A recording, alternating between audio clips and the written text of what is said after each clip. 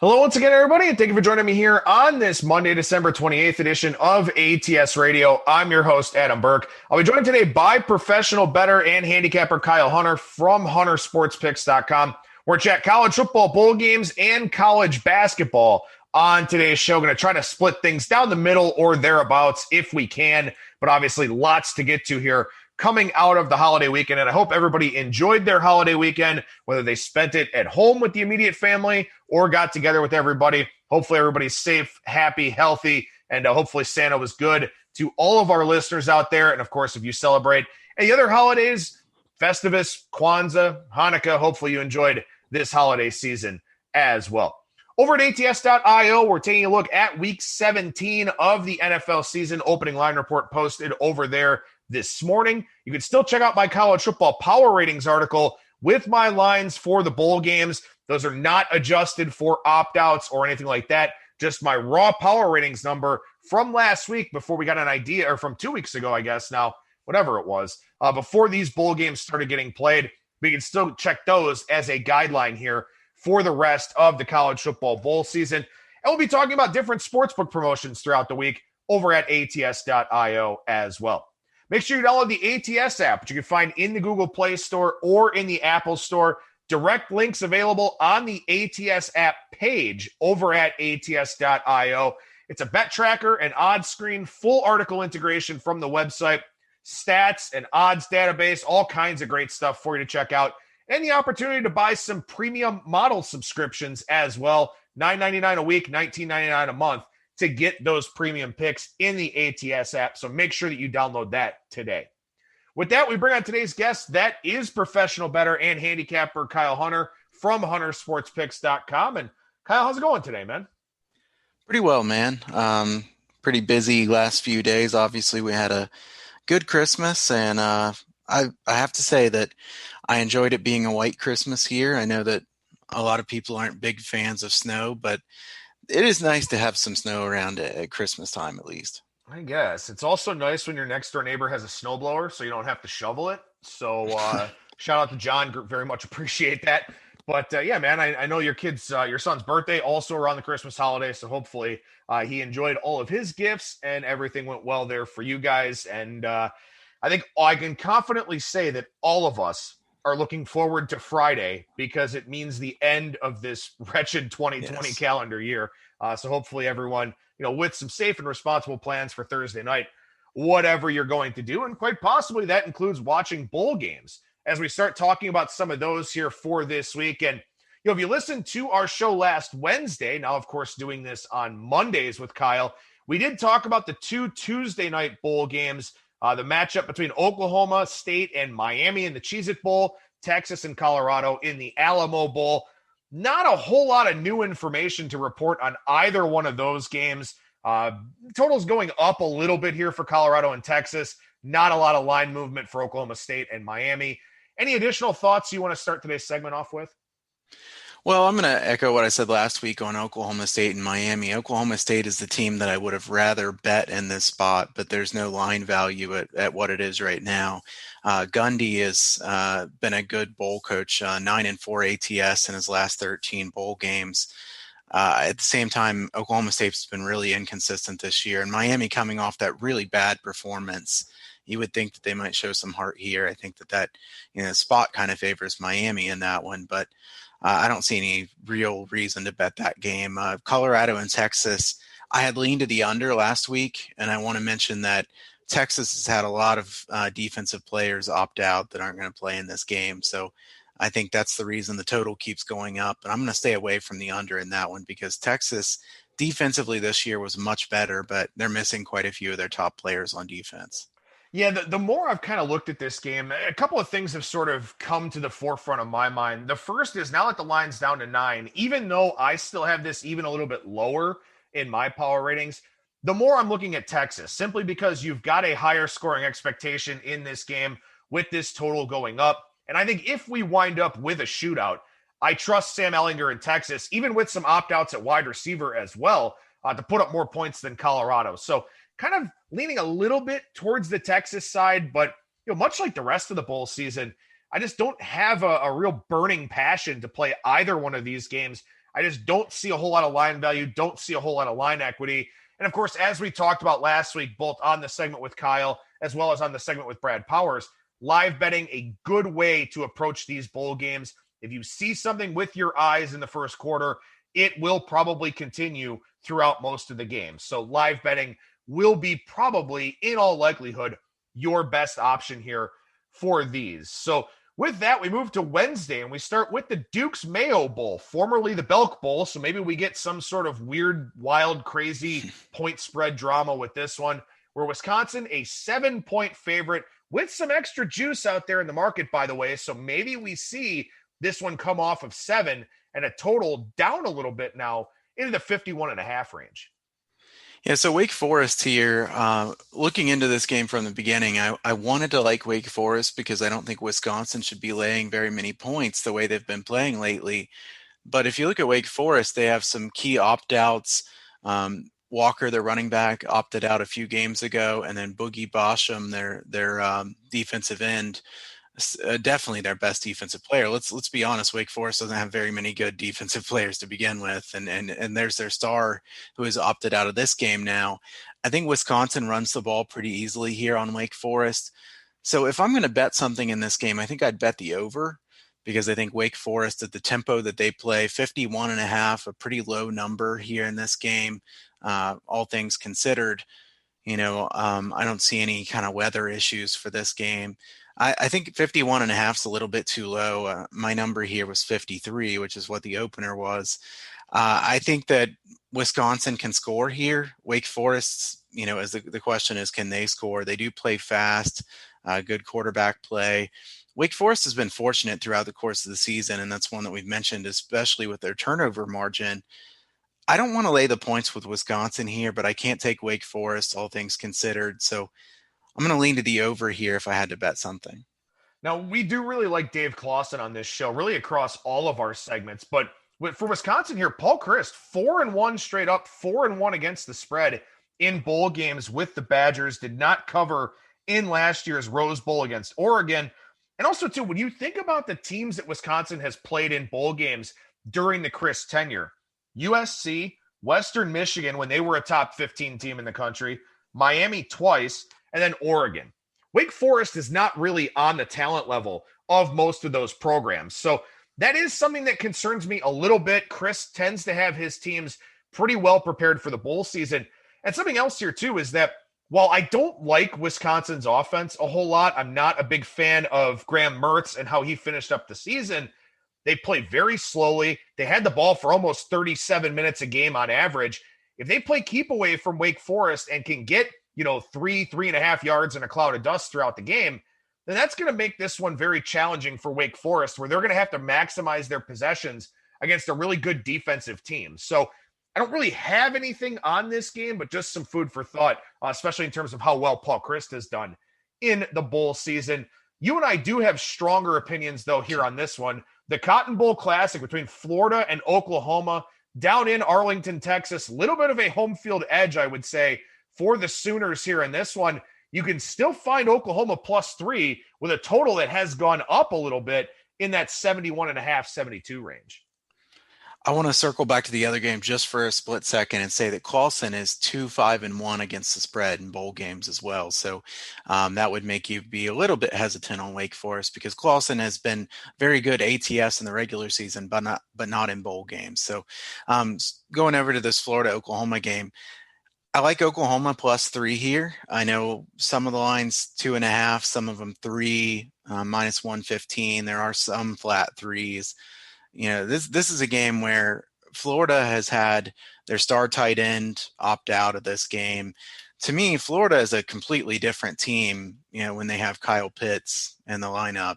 This guy is a force. I think he'll be a very good NFL player.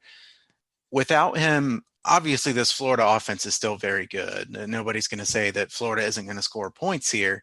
But Oklahoma's defense has been a lot better than they've been in previous seasons. Grinch has done a really good job with that team, with that unit. They're 24th in yards per play allowed, and they do face good offenses in their conference in the Big 12, certainly.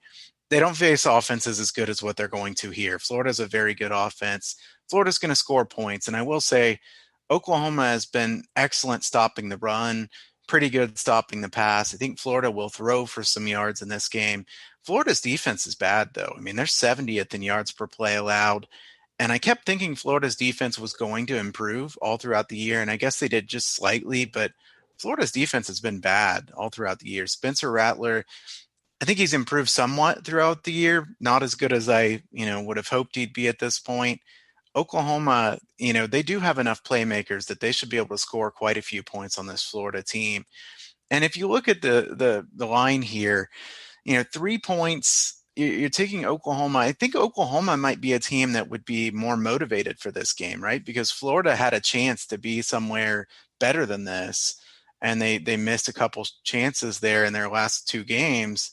I don't know if Florida gets up for this game. It's hard to handicap motivation, and we've said that before, but if I were just to handicap motivation and assume, who I think would be more motivated in this game, I would have to think Florida could be the team that's a little bit let down to be in this game, where Oklahoma, this is an opportunity for them because they've played some really good teams in the playoffs and in other bowl games in the past decade, and they haven't really been very good.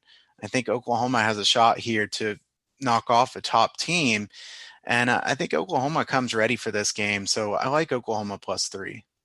I will play devil's advocate here and disagree with you a little bit on the Florida side. I think what we've seen from Dan Mullen this year, the intensity, the aggression that he's had on the sidelines, and of course, almost getting in that fight in that one game. I do think Florida's motivated here, and I also think too that Kyle Trask individually is highly motivated to try and prop up that draft stock. And I think if you've got a quarterback and a team leader that wants to go out there and really put, his stamp on this season and sort of improve his draft stock and his standing a little bit, I think it's something that could permeate throughout the rest of the roster. That being said, I will agree with you that I like Oklahoma here +3 as well. Oklahoma defensively, as you said, they've gotten much better over the course of the year. And Alex Grinch has done a good job with this team. I don't know if it's just a certain level of buy-in that they didn't have last season or whatever the case may be. And as you said, they have not played well in their bowl games, in their college football playoff appearances. This would be a good win. I mean, this isn't a playoff win. It's not a semifinal win or anything like that, but it is a clear consensus top 10 team that, played very well, at least offensively, against a very strong Alabama team in the SEC championship game. So I do think Lincoln Riley is in a little bit better of a spot here in the sense that, look, as good as Oklahoma has been, as much talent as they get in particular, in terms of the quarterbacks that they've gotten to transfer in there, they can't compete, in a lot of ways with an Alabama or a Clemson or even to some degree in Ohio State from a recruiting standpoint. That's why they keep bringing in this rotating carousel of quarterbacks.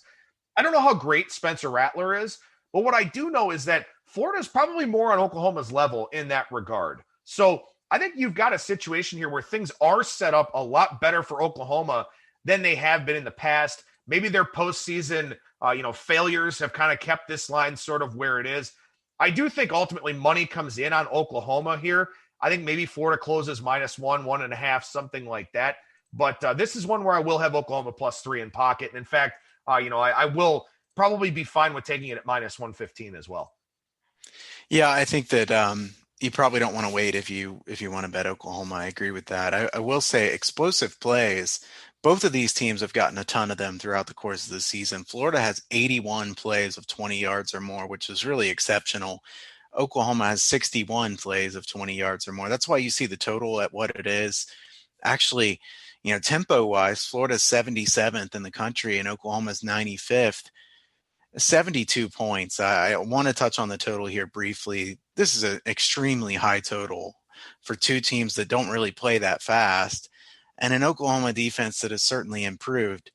However, it would be really hard to take the under in this game. I mean, I have 70 for my number for this game. I don't think I want any part of this total because I can't bet over 72. Obviously, scoring conditions will be perfect with where this game is going to be played on the fast track. I don't know what to say other than, unless this number goes way up, I guess I could take the under, but I wouldn't want to take the under. And I do like the side here. And if you've heard me talk before, I really don't like double betting a game, taking the side and total. So I'll agree here that Oklahoma +3 is my look. Well, and again, you're probably not going to hear too many pregame positions from us here on today's show, but Oklahoma is one of them. And again, if you're not as comfortable with it, I certainly understand why. Live betting, of course, an option, especially in a very high-profile game like that in prime time on a Wednesday night. No NFL, mostly just college basketball and the NBA. You're going to watch this game. So live betting will provide some opportunities there. We go from a game with a very high scoring expectation to a game with a very low scoring expectation in the AutoZone Liberty Bowl. This one in Memphis, Tennessee, was supposed to be West Virginia and Tennessee. Now it's West Virginia and Army. Army, who was shut out from going to a bowl game because independents don't have all the bowl tie-ins and all of that. They came out and said, look, we'll play anybody, anywhere. Just give us a game. They've got one here, and they're a 7-point dog with a very low total here of 41.5 against West Virginia. I'm going to start with something that you and I talked about here before we started recording about the total being so low and wondering how bowl low totals have done because, we don't see very many totals set at this number in bowl season. And you kind of think, man, that's awfully low. We usually see points in bowl season. If you go back 15 years, the over is 39 and 34 with totals of 45 or lower. But as we were talking here, I just looked the last 18 games with a total of 45 or lower in bowl season. The over is 14 and 4. So, this is something that you could argue about why that is or why it's at what it is now.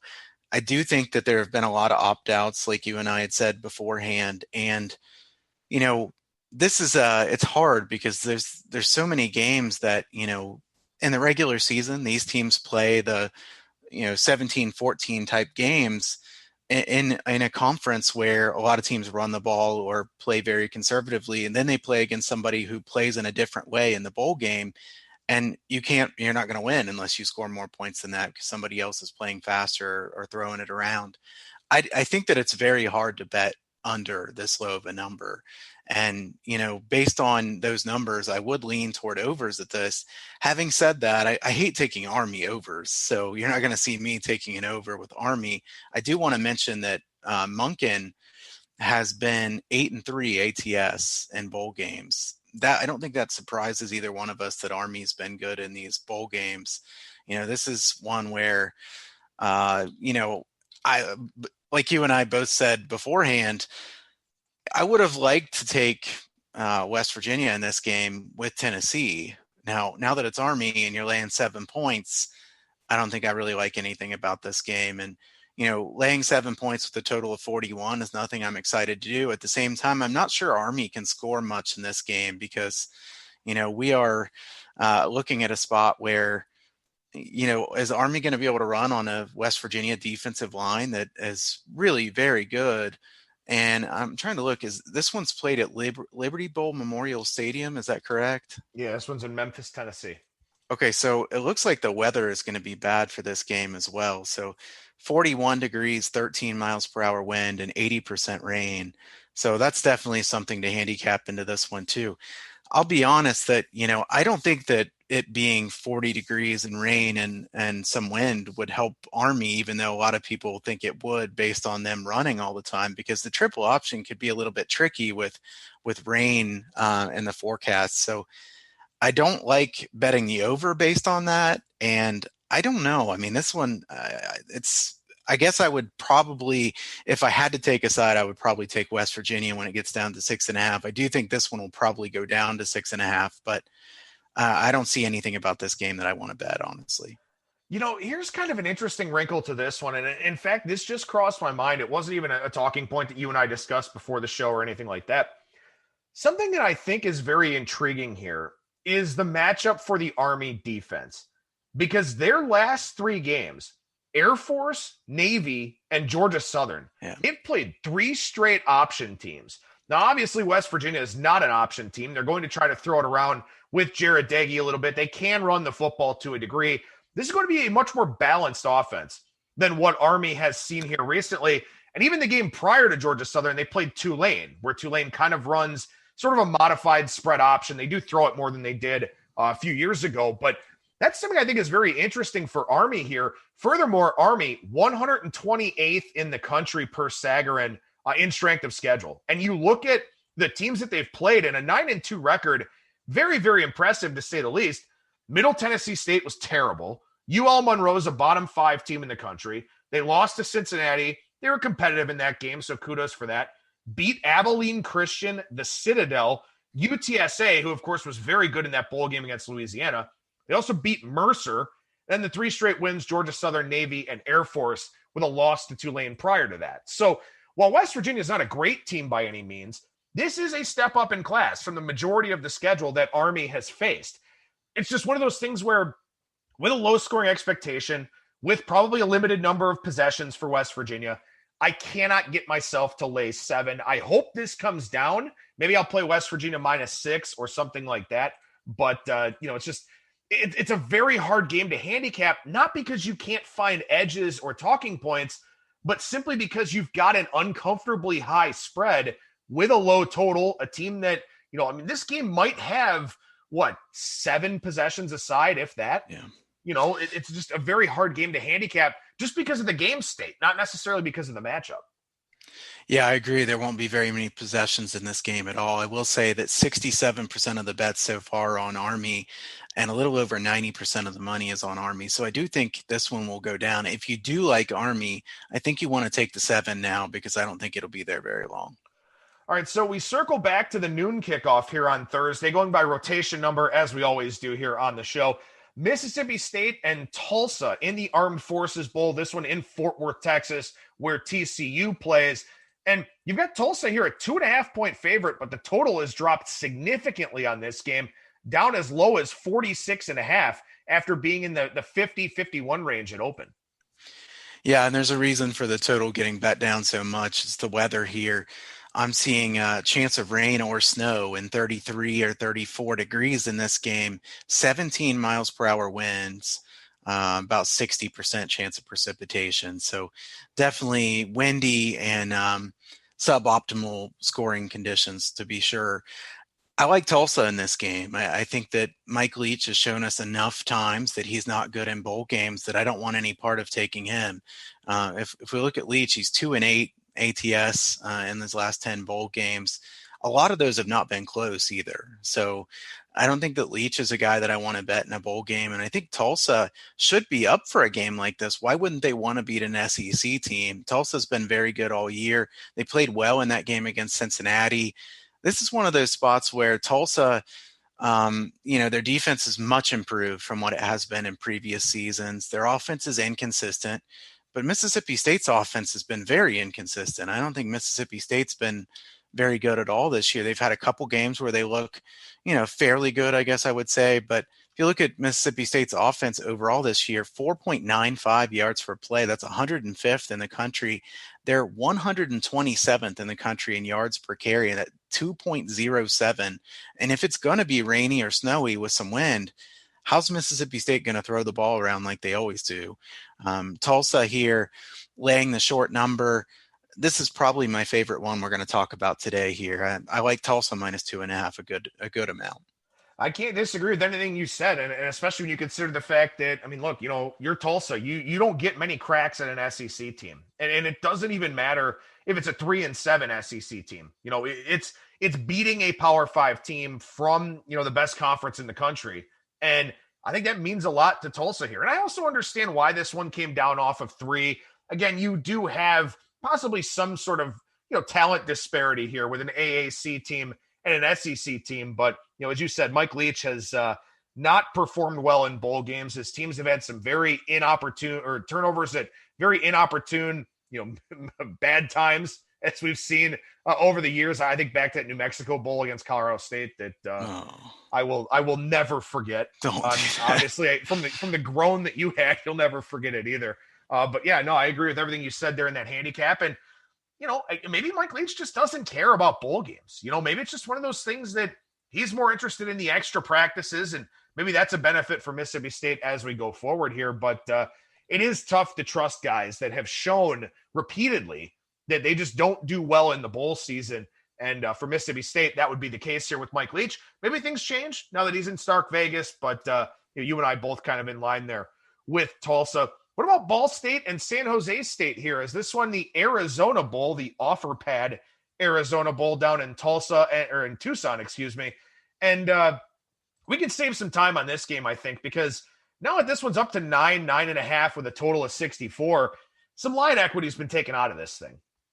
Yeah, this is one of them where in 2020, with everything that's going on, it's hard to know what to do with this game because this one opened -6.5. I knew San Jose State was going to get bet up, but I hated to bet anything too much early on because I knew there could be a lot of things change. There could be guys opting out, or there could be COVID problems where a large amount of players aren't eligible for a game. I hated to bet this one early. So I like San Jose State -6.5. I still lean San Jose State -9, but it's also hard to take them -9 or 9.5 now when you know that 6.5 was available, right? I mean, then the line ends 7 or the game ends 7 or 8 or something like that. And you're going to be kicking yourself for quite a while. Ball State, I don't think, is a very good team. The MAC was very weak this year. I don't want to bet Ball State in this one. I really do believe in what San Jose State has done. Brennan's a tremendous coach. You have to wonder what kind of job he's going to get, but very deserving of a big name job at this point. If you look at their two resumes, San Jose State is plus 1.96 yards per play so far this year. That's 7th in the country. So it's not been a fluke. If you look at Ball State, they're negative 0.23 yards per play margin. I believe they've only lost one game, so it's kind of interesting to be negative 0.23 yards per play. Having said that, I guess it's kind of talking me into thinking still that I think San Jose State -9 or 9.5 is still a decent play at this point. And I'll have a strong lean in that direction. San Jose State is 6-0-1 ATS this season. It's hard to bet teams like that because the market has gotten so high on them, but I can't bet Ball State in this game. Yeah, I agree with everything you said there as well. I mean, Ball State +6 in turnover margin through 7 games. So maybe that has something to do with the fact that they've been able to win games despite being on the wrong side of a yards per play margin. And part of that could be as well, they do like to run the football. So maybe the opponent's just throwing it a little bit more on them. Game state, kind of coming into play too. But now they're up to 9.5. I mean, look, there's just not a whole lot of value, on this game. And you said the yards per play differentials between the two teams. That's something to keep in mind for future bowl seasons where lines are going to move based on that stat alone. It's a very basic, in some ways, handicapping stat. It's very easy for everybody to follow, but it is a pretty good indicator for a lot of the influential bettors that are out there. So if you see a yards per play differential disparity like we have in this game, that line's probably going to move very early on in the process. So next year, when hopefully we don't have COVID to worry about and have a more traditional bowl season, that will be something for you to keep in mind. So let's go to the late game here. Coming up on Thursday night, nothing like ringing in the new year with Arkansas and TCU, a 3-7 Arkansas team in Houston to take on the Horned Frogs. And this one has come down a little bit. Arkansas down from 5.5 to 4, total 57 for this one. I don't think this is one that you and I have a very strong opinion on. No, I don't know what to do with this game. I'd rather take Arkansas and the points in this one than I would lay points with TCU. As I'm talking here, trying to look at their records, Gary Patterson 6-7 ATS in his last 13 bowl appearances. So nothing really that stands out here. And obviously we have a new coach at Arkansas, and Arkansas has really played well this year. I think we're all very impressed with the job that Pittman has done this season. I don't know what to think of the fact that the line has moved to where it is. I think the line has moved in the right direction. If I could still take Arkansas plus 5.5, I would consider it. At 4 or 4.5, I think it's at a pretty fair number. In this one, so far, 60% of the bets are on TCU, but there's a lot more money on Arkansas. So it's clearly a sharp side thus far. So there's some influential bettors that like Arkansas. I will agree with that look. I would have leaned under. Also, my number here, 55.5, 56.5, the number now. It did open at 58. So I'm going to lean to the under in this one and lean to Arkansas, but I don't have anything strong. And this is one where there is a yards per play disparity where TCU has been better than Arkansas, but the sharp money, as you mentioned, on Arkansas, which implies to me that there's something about this. Maybe it's a strength of schedule difference or something like that, where there's a reason, there's an angle that people are looking at here why the money is on Arkansas in this game. And frankly, I like the coordinators for the Razorbacks. I think that's a spot where they do have an advantage here in this game, where I think, and I've talked about this in a few different junctures this season, I think Gary Patterson's lost some zip on that fastball. I think the game has kind of passed him by a little bit. He's not the best program in the Mountain West anymore, like TCU was up there with Boise State or, somebody like that. Now he's in the Big 12, where he's really having to fight for all of his recruits there in the Lone Star State, along with, teams like Ohio State and Alabama and all that poaching from Texas. So I think that's something that's really hurt TCU in a lot of ways, and I credit him for keeping this program very competitive. But I do think that TCU probably over the next few years here, just in general, will be a fade team for me. And maybe some other people have that sentiment, and maybe we're kind of seeing that play out here with the line movement so far for the Texas Bowl. Can I add real quick? You did mention that there could be a strength of schedule difference in this one. Actually, according to Sagarin, Arkansas has the first number one in strength of schedule. TCU is 45th, so I do think that is playing a large role in this one. All right, there we go. See, sometimes I'm right. I don't know. I guess you do this show long enough, maybe you're going to be right from time to time. There you go. All right, so let's go to Friday here, and let's go to a game you and I were talking about before the show, and I'm glad that you set me straight on this. I've had a lot of things going on here personally over the last week or so, so trying to keep up on all the news that I can, but something that I did miss and something that we have seen a little bit of an impact with in the betting line here, Cincinnati and Georgia. This is the Chick-fil-A Peach Bowl, first game of the new year, 12 o'clock Eastern time on Friday. And this one is now popping 6.5 at some of the sharper of the global books that are out there, total 50.5. And you let me know today that it's probably because Georgia's had several defensive players opt out. Yeah, they've had a lot of guys opt out. It looks like they're going to be without 6 starters on defense, 1 starter on offense. So Georgia's had a lot of guys opt out of this game, certainly. On several of these games that we're talking about, I will say that I think there will probably be some more opt-outs than what we even know right now. And that's one of the reasons that I'd be hesitant to bet these games very early in the process.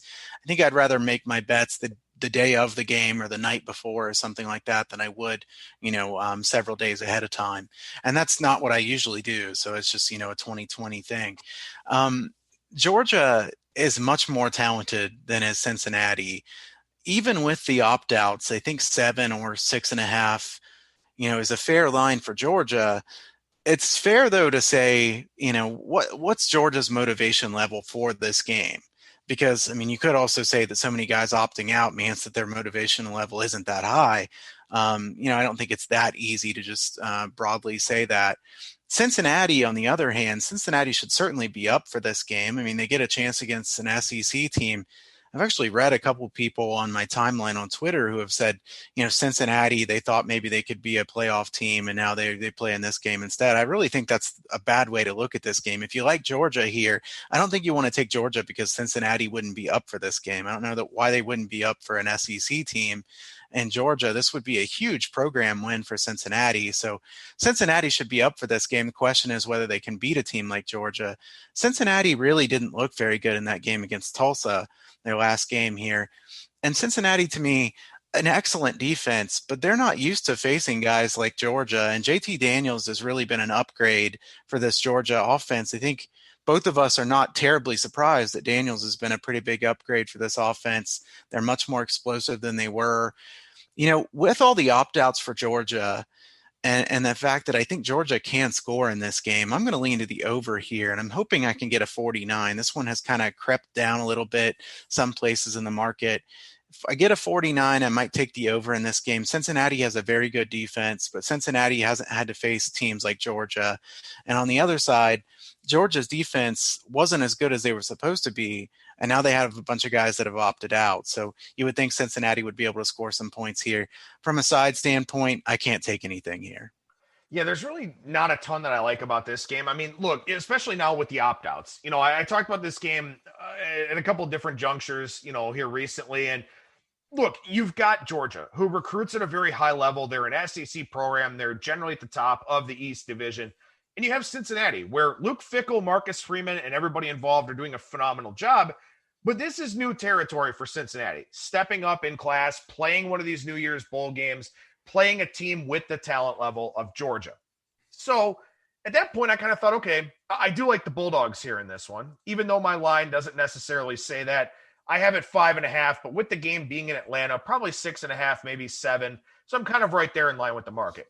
Then you start thinking, okay, Georgia was a different team when JT Daniels took over the offense, right? As you said, a lot more explosive, much better quarterback play than they got from Stetson Bennett.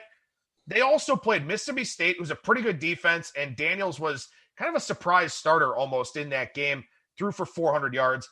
Then faced South Carolina, who's a shit show, and Missouri, who also got very bad at the end of the year, had a lot of, guys that came down with COVID. They had a bunch of moving parts on defense. And Daniels threw 3 touchdown passes on 16 completions, but completed under 60% of his passes, had some explosive plays in there, all of that. So how much better was JT Daniels than what they were getting? A good amount. How much do we know about Daniels based on who they played when he was out there? Probably not much. So I kind of started looking at Georgia in this game, just expecting that talent mismatch to shine through. Now I'm not so sure, especially with the opt-outs on defense. The only caveat I will say is that Georgia was missing a bunch of guys on defense throughout the year. So they had to rotate in some underclassmen and backups and all that kind of thing. But I'm happy to pass on this game when I think there are some other bowl games I like a little bit more. Yeah, Kirby Smart's 4-1 ATS in bowl games, and if this line does drop very much, if you get 6.5 or 6, I would have to lean toward Georgia based on the talent differential. And like you said, they have played some of those younger guys, and Georgia's second stringers are pretty talented as well. So I couldn't take Cincinnati in this one, but I'd rather pass. All right, so Auburn and Northwestern. This is one that you and I kind of have some opinions on here. This is the Citrus Bowl in Orlando, Florida.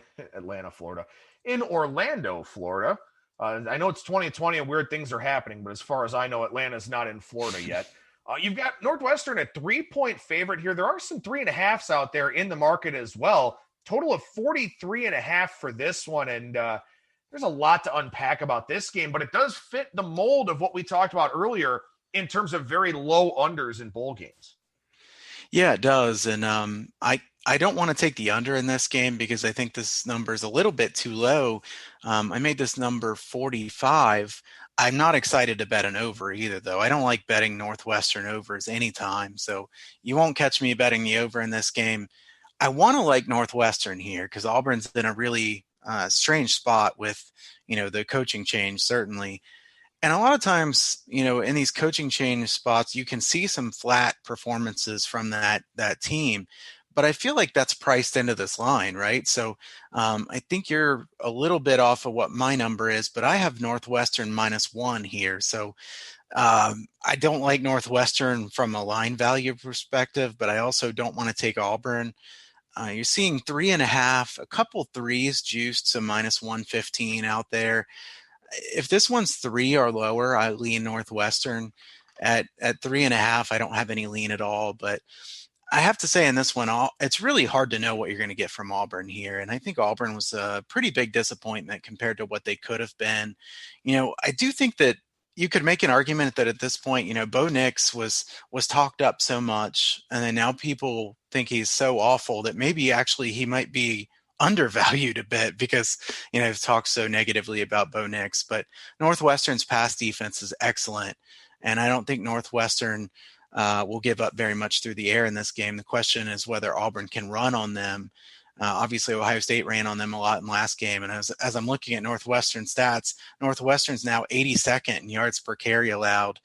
They're first in opposition QBR. So they've been a very good secondary, not great against the run. Can Auburn run on them? I think that's the key question here. Northwestern shouldn't be able to score very many points on anybody the way they play on offense. Auburn's defense has been a bit underwhelming this year. They lost a lot from last year. So these two teams are pretty even. I'm going to lean Northwestern, but no strong lean, certainly. Low total here, but the only thing I could look at is the under. I mean, I don't trust Bo Nix. I don't trust Bo Nix to take care of the football. And if he doesn't, Northwestern, I mean, their offense is just, it's not good at all. But they'll just take the air out of the football here. They don't want to get into a pissing match with an SEC team. They just don't want to wind up with one of those situations where they have to go score for score, toe-to-toe with a team that's more talented than they are. So, if Bo Nix takes care of the football, Auburn should win and cover. If he doesn't, then, it opens the door for Northwestern and that rather pedestrian offense. So I don't really have anything one way or the other in this game, but I do like the under a little bit and will hope that, people look at this game and say, man, that's a really low total. I'm just going to bet the over. So then maybe it opens up some opportunities for me. All right, so we're going to try to hit these last few bowl games. I want to make sure we still have time to talk a good bit here on college basketball. And, of course, we'll be able to talk a lot of college basketball starting next week on the show. But Notre Dame and Alabama, the first semifinal game, the Rose Bowl, which is played in Arlington, Texas this year. Alabama laying 19.5, total 65.5, 66 out there in the market. This is one that, look, it's obviously a huge game with playoff implications being a semifinal, but I don't think either one of us is going to have too much to say about it. No, I would find it really hard to bet this game. I don't want to take Notre Dame even with the 20 points, but I can't lay 20 points because, Bama, if they get ahead in this one, it'd be very understandable if they got very vanilla and wanted to just get out of this game healthy. So I don't want to lay a big number given that situation. If this was the title game, I'd be more likely to lay the points with Bama, being that they're going to play a game pretty soon after this, as long as they win, which I certainly assume they will. I don't know why Bama would want to run up the score and show their best plays on offense here. So I don't really have any lean on this game, to be honest. And I know that I'll probably be asked by quite a few people my thoughts on this game because it is, a playoff semifinal game. I can't bet this game. So as far as the total, I'm going to lean to the over, just thinking that Bama should be able to score quite a few points, but it's not a line value play. I have 66 on this total, so I'm right about where the market is. Notre Dame, can they score enough? Bama's defense has not been great. Bama's offense is the best in the country. I like you, I don't really have much to say about this one, honestly. No, Alabama first half maybe, but obviously you're paying a premium for that with the big spread and, some of the first halves that Alabama's had so far this season. Look, I think that's kind of the question. Can Notre Dame hold Alabama at bay? This is an Alabama team scoring almost 30 points per game in the first half against a Notre Dame team that's outscored the opposition almost 21-10 in the first half. Can Notre Dame hang around in the first half is the question for me. So maybe Alabama first half, as you said, probably take a foot off the gas pedal in the second half. Also, again, live betting, can Notre Dame keep up? You're probably going to find out pretty quickly. So this is one where I think live betting or maybe derivatives, the way to attack that. The other college football playoff semifinal here, the Allstate Sugar Bowl down in New Orleans, Ohio State and Clemson.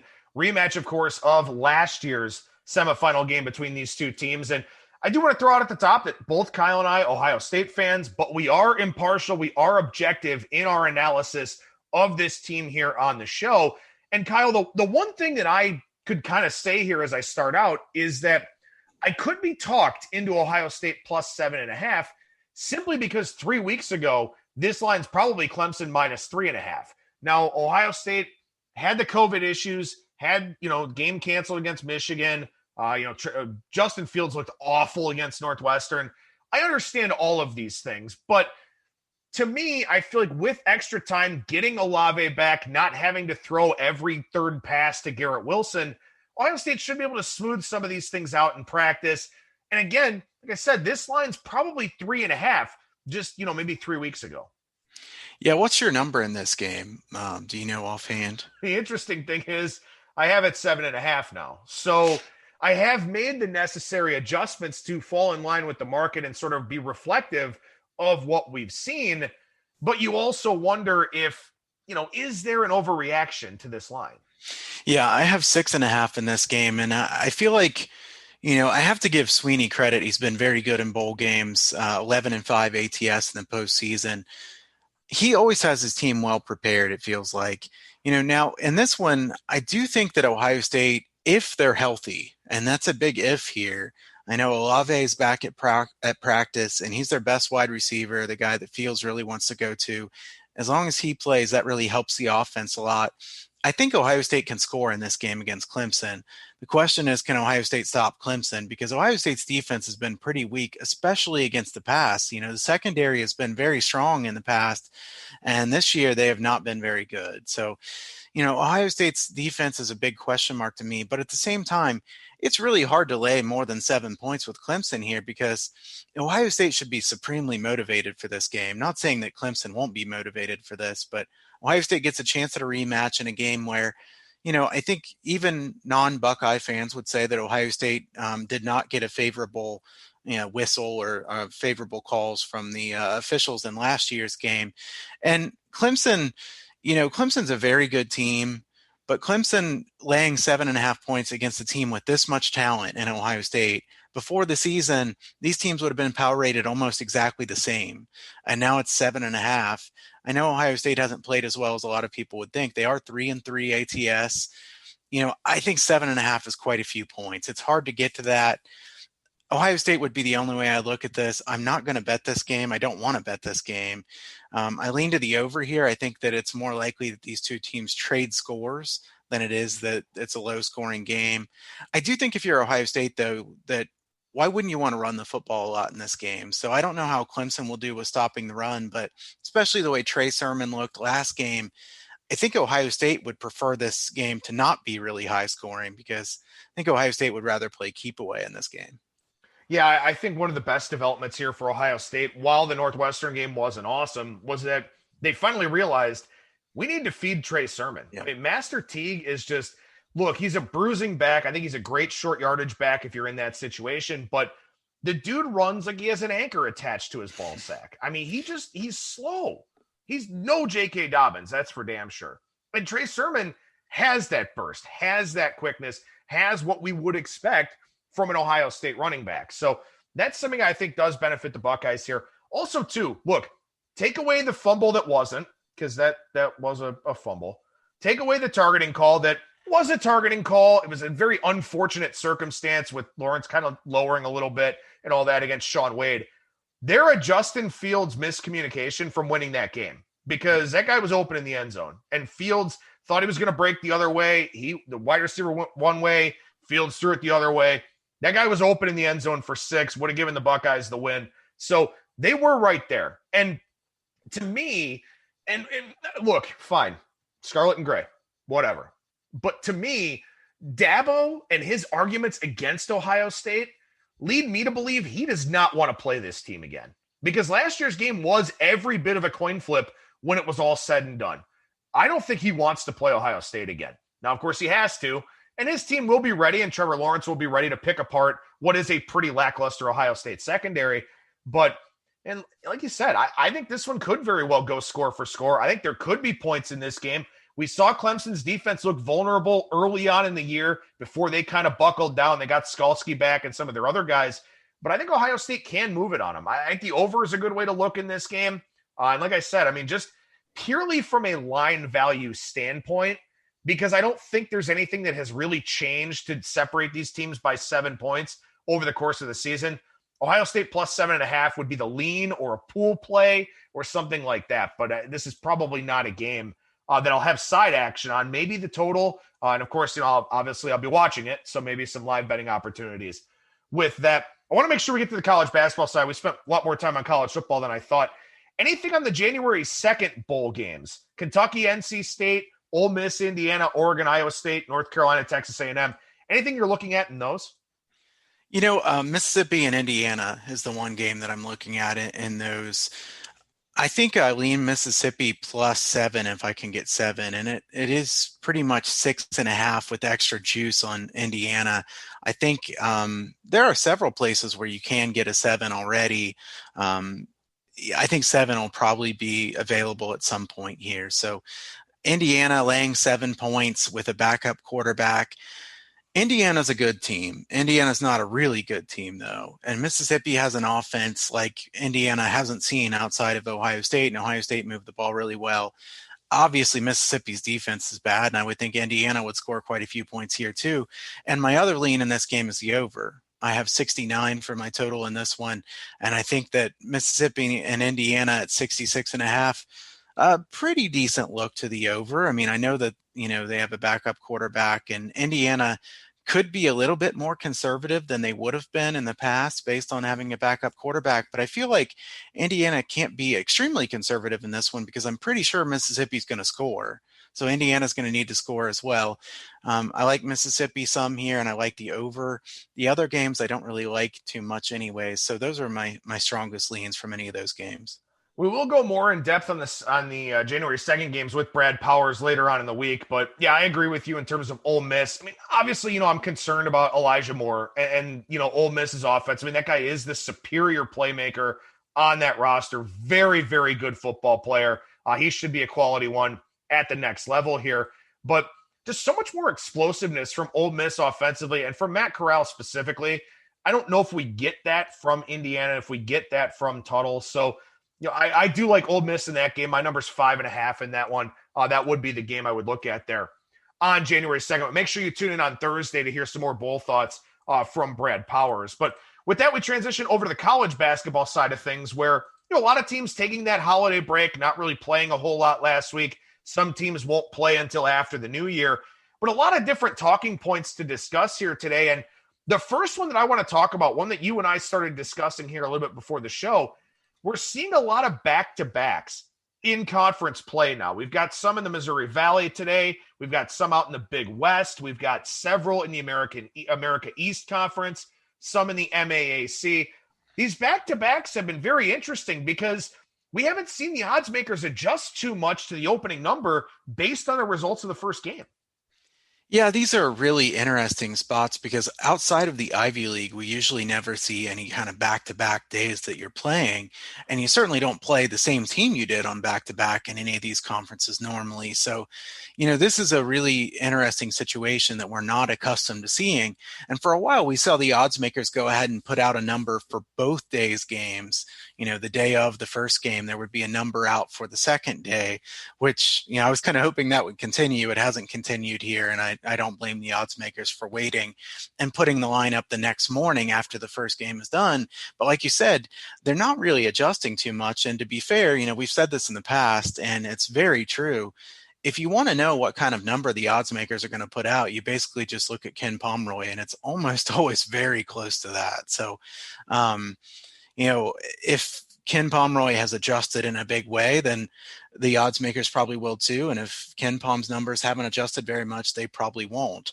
As far as side, I think that we should be careful to pay attention to why that game was what it was in the first game, right? I mean, not just what the final score was. How did a team shoot? Did they do something that they normally don't? If they made 12 threes out of 20 attempts and they usually can't shoot threes and they won big, well, they probably, it would make sense not to adjust the line very much because, they did something out of the ordinary. On the other hand, if these two teams kind of did what they normally do and one team still won by margin and the odds makers didn't adjust, then I would think that, I'm not scared to play that same team in the second game. I know some people are going to take a look at this and want to do the zigzag theory like they do in the NBA playoffs, things like that. One team covers the first game, you take the other team automatically in the next game. I think that you want to look at it on a case-by-case basis because I don't think you just blindly want to take the other team. If that one team has a situational or matchup advantage is what I'm trying to say, a matchup advantage to where, maybe they're good in transition and the other team's bad transition defense-wise. Maybe they can take advantage of that. If they did that in the game before, I don't want to bet the other team in the next game because they've already proven that they match up well against them. So we want to see whether it looks like it's something they can duplicate again or whether it looks like something that, could be a fluke in that first game. Well, and what typically seems to happen here is it feels like if the favorite wins and covers and the line moved on the favorite, maybe the opener for the next day is adjusted a point and a half, something like that. if money came in against the team that won and covered, then the line opens pretty much where it settled or where it was the day before. So we're only seeing half point to full point moves in a lot of cases here. And there are some things I think we can look at. Like you said, how did a team shoot? For example, Air Force and Nevada played one of these home back-to-backs here with Air Force on the road at Nevada. It was the second game, but Nevada was 2 for 24 from three in the second game, lost by a couple of points. The game prior to that, they won by 17. So it was the second game, but it illustrates this idea of if something weird happens in the first game, it's an early game, but NJIT and Vermont is one that's kind of on my radar here for Monday, just to sort of illustrate, some of what we're talking about here, where Vermont was a 10.5 point favorite. They covered the number yesterday, won by 14. A little bit of money came in on NJIT. It opened 11.5, came down some.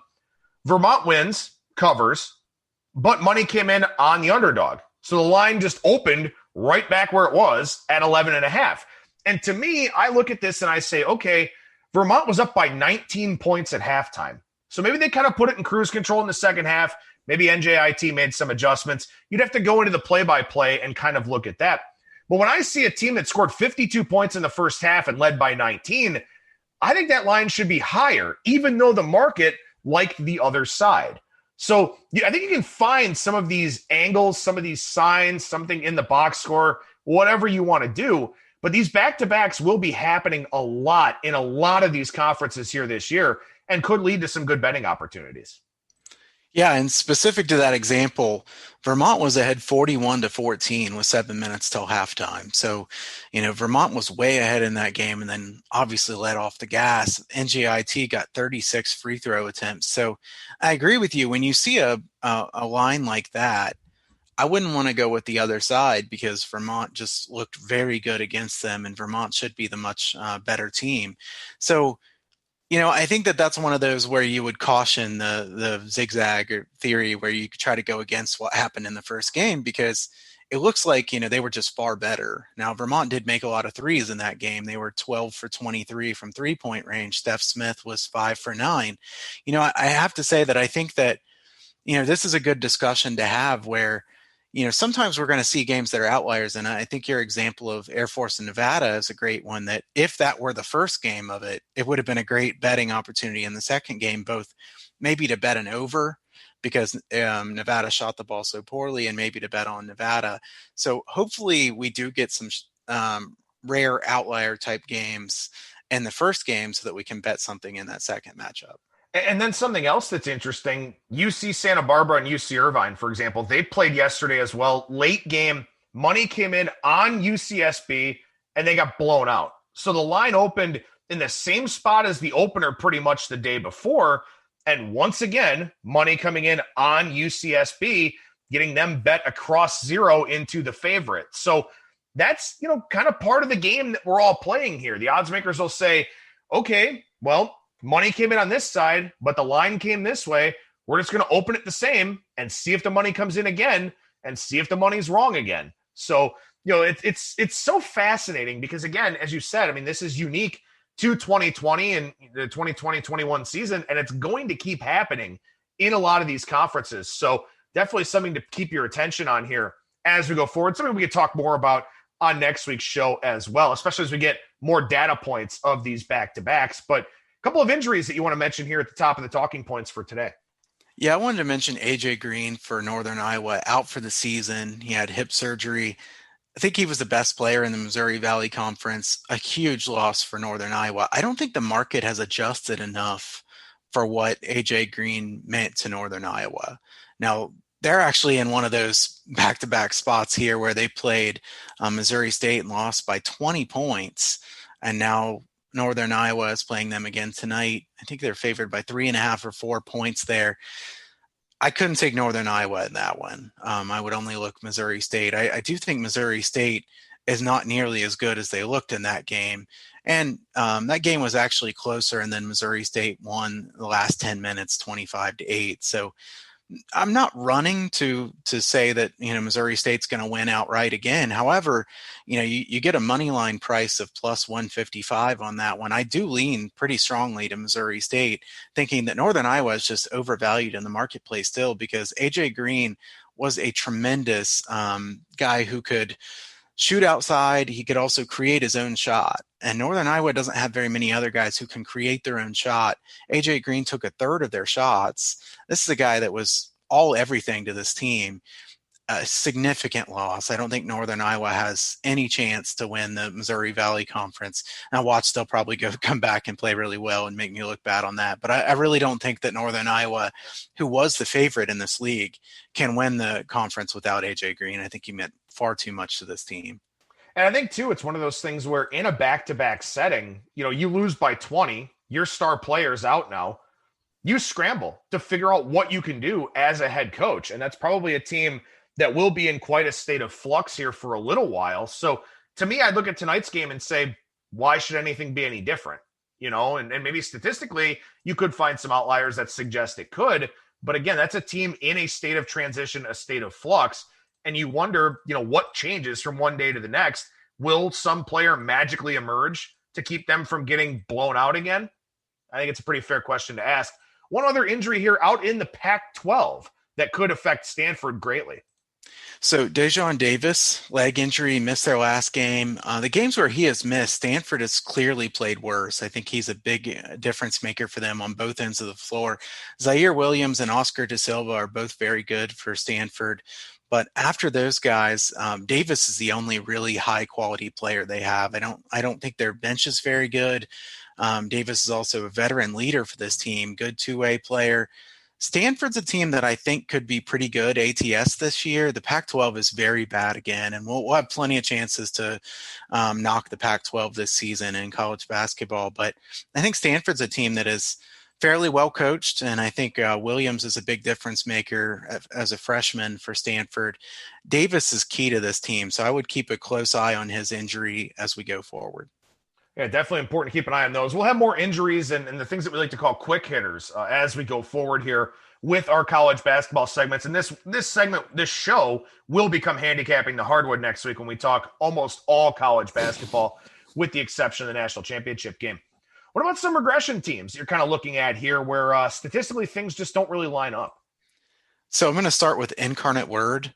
And if you've listened to us enough talk college basketball, you can't be too surprised that we start with a team that nobody else is going to be talking about. So Incarnate Word shooting 42.1% from three-point range so far this year. They were 29.1% from long range last year. This team is always terrible on defense. Every single year, they're really bad on defense. If the shooting drops as I expect, I think they're going to lose by a margin to quite a few teams. I really think Incarnate Word could be a good fade, and I don't think that they're going to continue to score what they have been. So if totals get high enough, maybe bet an under. But Incarnate Word defense is so bad that I think they're going to lose by a large margin to quite a few teams on their schedule. So their shooting cannot continue at what it is, but their defense is going to continue to be bad. Well, another team that you're looking for some regression from that's off to a very, very nice start, but this one may even kind of do double duty here, possibly being a little bit of a fade team as well. Yeah, Chattanooga. So free throw defense, quote unquote free throw defense. We've talked about this a lot before. How can you have played 9 games if you're Chattanooga and your opponents have shot 53.8% from the free throw line? It's really baffling to me that they could have played 9 games and the opponents have barely made half their free throws. Chattanooga has a short bench, which I think could catch up to them later in the year. And this free throw defense is certainly going to regress. Really nice 9-0 start, but I think they're likely overvalued at least somewhat now. So this is a team that I think is well coached, but they can't keep winning all these close games because of their free throw defense. So I think they could be a good fade in the long run. Correct me if I'm wrong. We talked a little bit about UNC Greensboro and some free throw related things with them, including how much they're sending the opposition to the free throw line. Could be a thing here in the SoCon as we go forward with Chattanooga and Greensboro.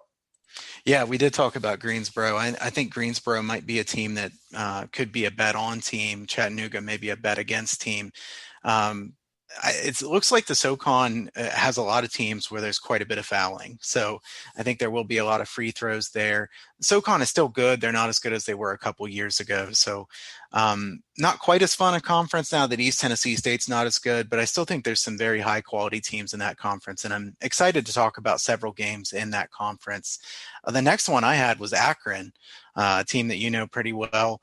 Akron, the Zips, shooting 67.2% from 2-point range. The last couple of years, they were 48.8% and 49.2%. There is no way they're going to shoot 67.2% from 2-point range. Nobody's going to shoot that good. Akron's offense is not nearly this good. And I also think Akron's defense is better than they've played so far this year. So I think unders with Akron makes some sense going forward, because I think Akron is a quality team. They're not going to keep scoring as many points as they have been, and they also don't play terribly fast. So I think maybe unders could have some value in the Zips game coming up soon. Well, and something else we're trying to keep track of here, I know this was an angle that you talked about on last week's show regarding teams that have to pause because of COVID tests, contact tracing, all that kind of thing. 4 teams here, 3 of them out west that you're keeping an eye on from a COVID standpoint. Yeah, and I'm not going to mention every single team that's on a COVID pause because there are a lot of them, but there are a few that I wanted to bring up quickly. As we go forward, and we're just talking about college basketball, I think we'll be able to talk about more of these, certainly. Villanova, Jay Wright had a positive COVID test, and Villanova is paused for now, so I don't know when they'll play again, but Villanova, a team that I'd rather bet on than against in the long run, but I wouldn't want to bet on them in their first couple games off that pause. Loyola Marymount, a team that is on a COVID pause right now, so don't know how long they'll be out of action, but right now they're paused. Long Beach State, they're supposed to return on the 30th here, so in a couple days. Long Beach State is a team that I would rather fade in general, especially early in the season, and Long Beach State coming off this COVID pause. So we'll see what kind of line they come out with Long Beach State in their next game. And then Cal State Fullerton ending their quarantine on December 31st. They're actually slated to play on January 1st and January 2nd against UCSB.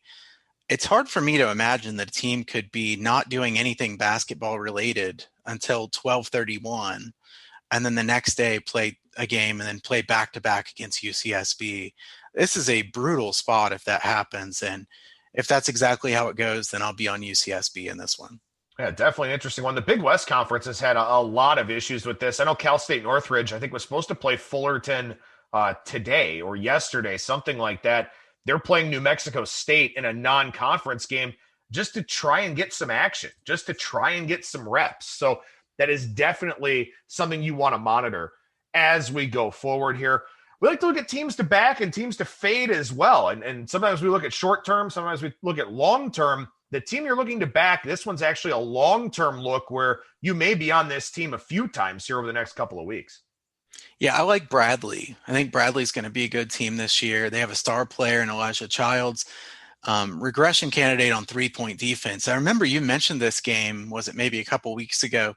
South Dakota State beat Bradley by scoring so many from long range. They were 17 for 26 from 3-point range. Really skewed Bradley stats on defense. They are a good defense. Ken Pomeroy has his team 312th in the nation in luck factor so far this year. So they've been very unfortunate. They lost by 1 to Xavier and Missouri.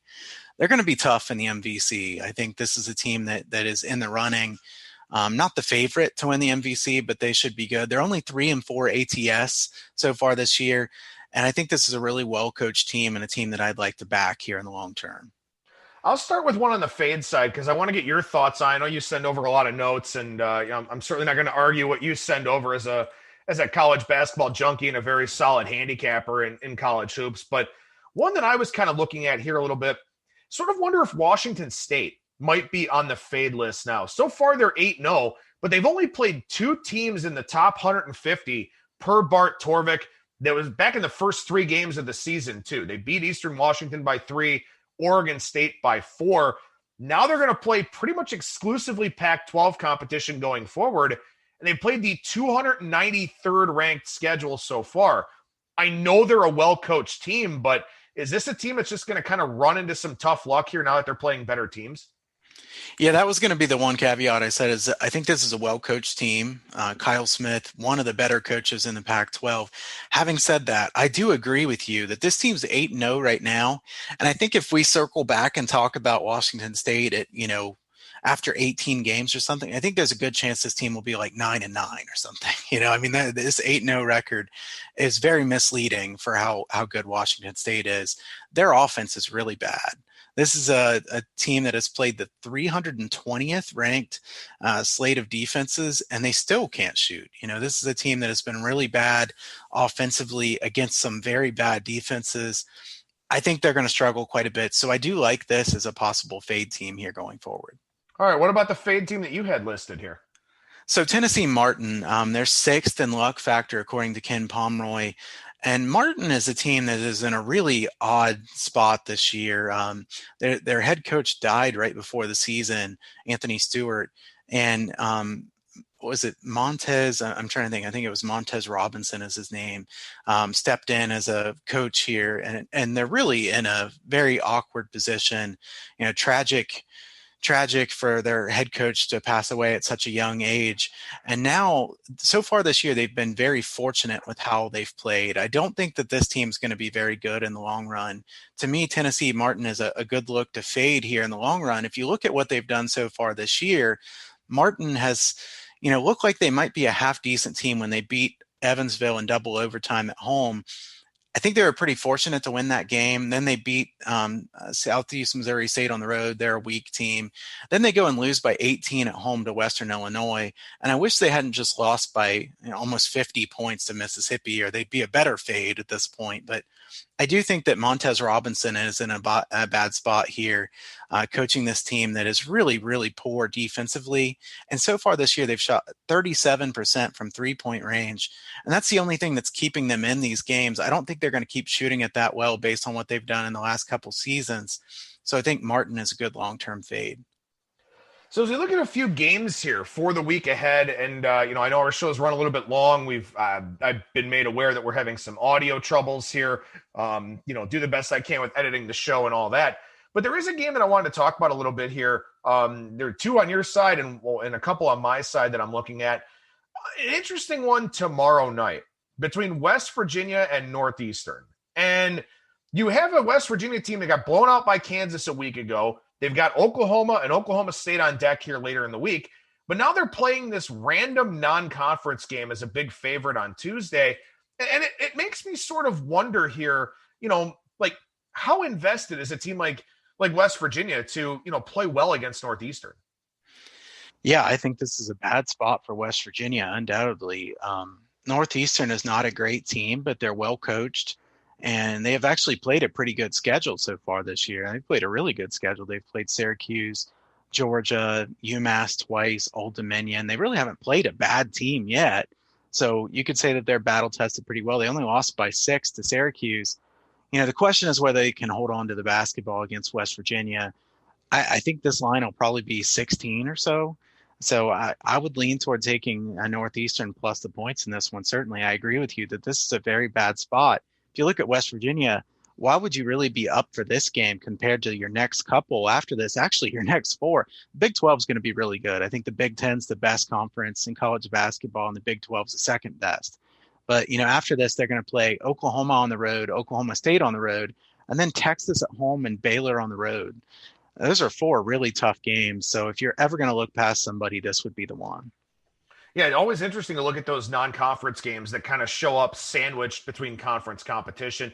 That is not the case with the first game that you wanted to talk about here. Tennessee and Missouri, obviously a couple of SEC teams here in this one. An SEC network broadcast coming up on Wednesday. What are you looking at here from this game? So obviously our long-term listeners know that we always like to talk about Rick Barnes. Rick Barnes is not good late in the season. He's very good early in the season.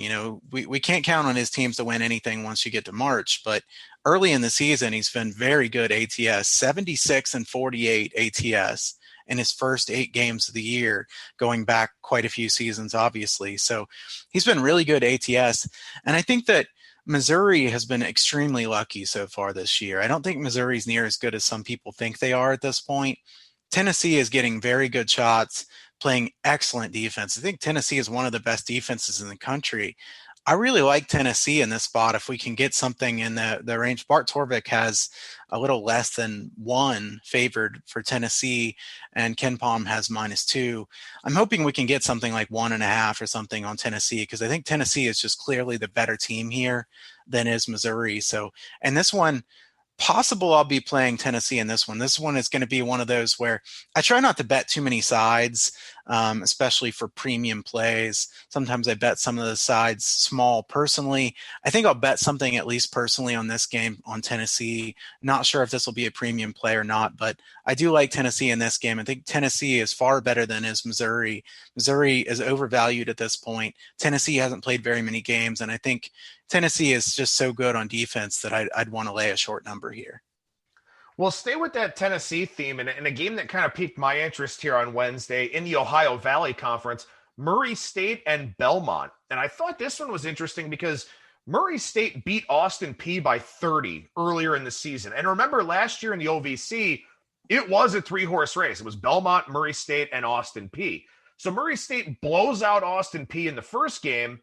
Well, last week they lost to Austin Peay in a game where they were 25 for 30 from 2-point range. They still lost the game by 4, 3 for 17 from 3 in that one for the Racers.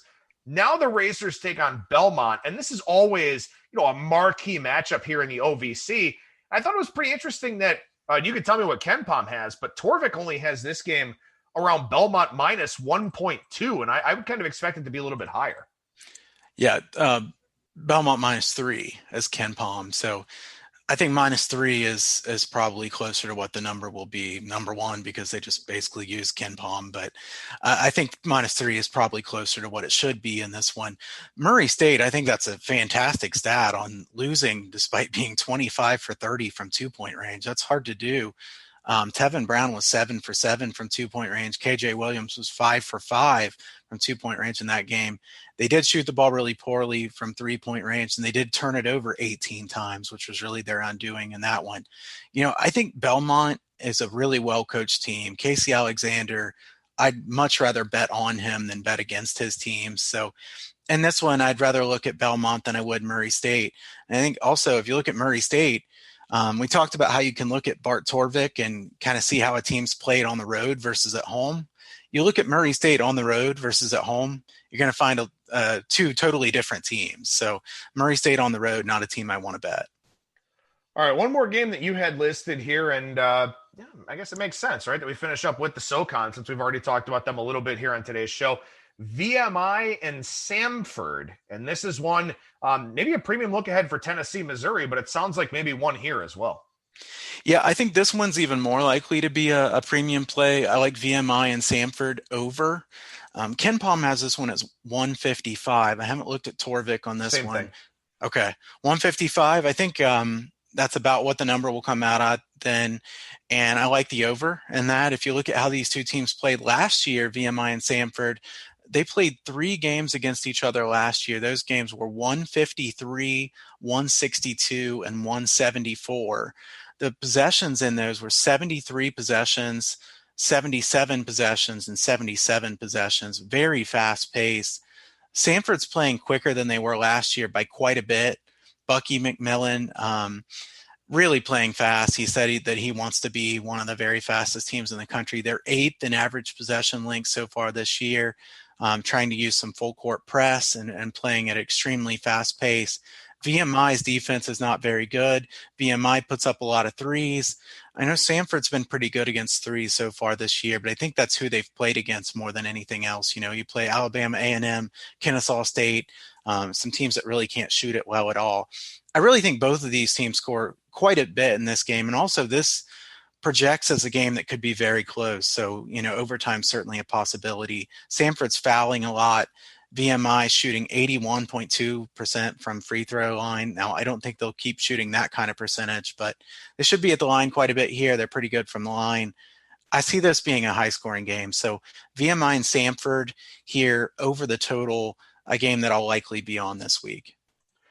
Well, I appreciate the patience. I appreciate you sticking it out here through some internet connectivity issues and all that I've had. And I've got a pretty extensive edit to do, it sounds like, on today's show. But my thanks, as always, to professional bettor and handicapper Kyle Hunter from huntersportspicks.com. And Kyle, what's going on over at the website right now, man?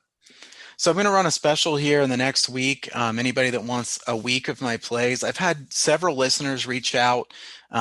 Happy to answer questions that you have. I try to always be responsive to everyone. I've had several listeners reach out and ask if I have any shorter term packages. They just want to see what kind of analysis they'll get on games like that and stuff. So I'm going to do a 1 week special. Anybody that contacts me and mentions ATS Radio here, I'll do $100 for a week of plays. It's usually $150. So a special price there. If you want free plays, go over to huntersportspicks.com, sign up for the free picks newsletter. I'll be doing free plays for some of the bowl games and NFL season through the end. And I'll also be doing some free plays for college basketball throughout the season. There's also some sharp money numbers, trends, things like that I'll be sending out. So sign up for that at huntersportspicks.com. Make sure you follow Kyle on Twitter at Kyle Hunter Picks as well. Kyle, I appreciate the insight and analysis as always, man. Thank you so much for joining me. Happy New Year to you and yours, and we'll talk to you again after the calendar flips. Same to you, man. Look forward to it. Thanks. There you go. There's professional bettor and handicapper Kyle Hunter from huntersportspicks.com at Kyle Hunter Picks on Twitter. Make sure you mention ATS Radio. Take advantage of that short-term package offer. Coming up on Tuesday, we'll chat NFL with Brian Blessing. Wednesday, I'm taking the day off. Thursday, Brad Powers. Friday, Week 17 Circa picks. And then that'll finish out our ATS Radio shows for 2020. That'll do it for me. Thank you so much for listening, everybody. And I will talk to you again tomorrow.